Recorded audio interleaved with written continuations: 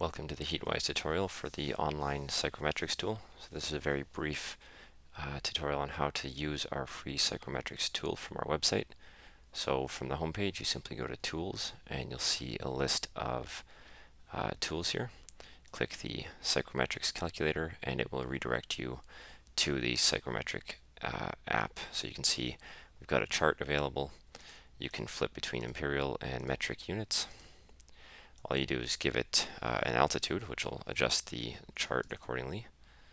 So we'll enter 1,000 feet for this example. And you can see our starting state is described by the inputs here. So we have all of our outputs based on these inputs. You can change the dry bulb temperature and your secondary input. So wet bulb temperature, relative humidity, humidity ratio, dew point, or enthalpy. So for example, if we wanted a particular dew point, maybe we said 52, then we can see how this will look on the chart. We can make it much lower humidity, and you can see that the chart updates as that changes. So in addition to this, you can see we have an airflow value there, and that is so that we can create a process for this. So currently we don't have a process, but we can add heating, cooling, humidification, or mixing. So if we go heating, this is just purely sensible heat. Right now it is set to a particular target temperature, so you can see what that will look like, 0.1 and 0.2. Here's our 0.1, and we can see our results in our 0.2 drop down. So 0.2, 80 degrees Fahrenheit, that's what we specified, wet bulb, humidity, and so on. And if you take a look, you can see that for example, dew point temperature 43.45. Since this is purely sensible heating, we have the exact same dew point temperature. You can also do your process by heating. So MBH, so 1,000 BTU per hour. So we'll say 50,000 BTU per hour, and you can see that goes right off the chart. But maybe we'll say this is 5,000 CFM of air. And you can see what adding 50 MBH of heat would do to 5,000 CFM of air at our starting state. We get our final state. You can do similar with cooling it to a particular target temperature. Maybe if we start up at a more humid state, you can see that we have sensible and latent cooling, giving us sensible heat ratio, showing the latent and the total cooling that result.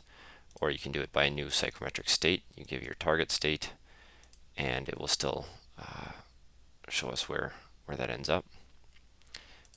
You can also do by cooling power. 10 MBH gives us very little, but if we change that to a lower airflow, you can see the effects of that.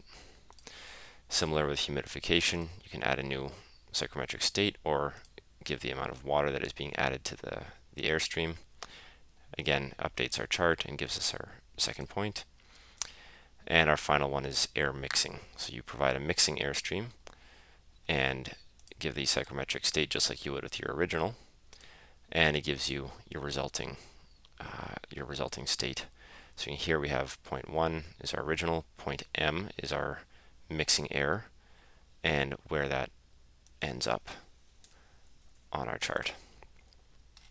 So in addition to these options, we can also add a process as we want. So that was our first process. In this case was mixing.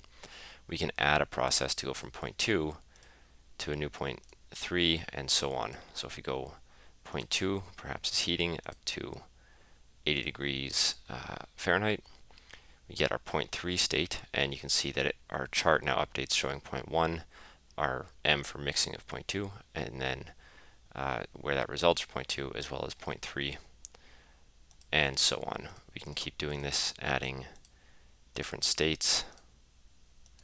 So for example, let's add 5 pounds per hour of water at perhaps 170 Fahrenheit, and you can see where 0.4 lands on our chart, as well as look at the state that it results in.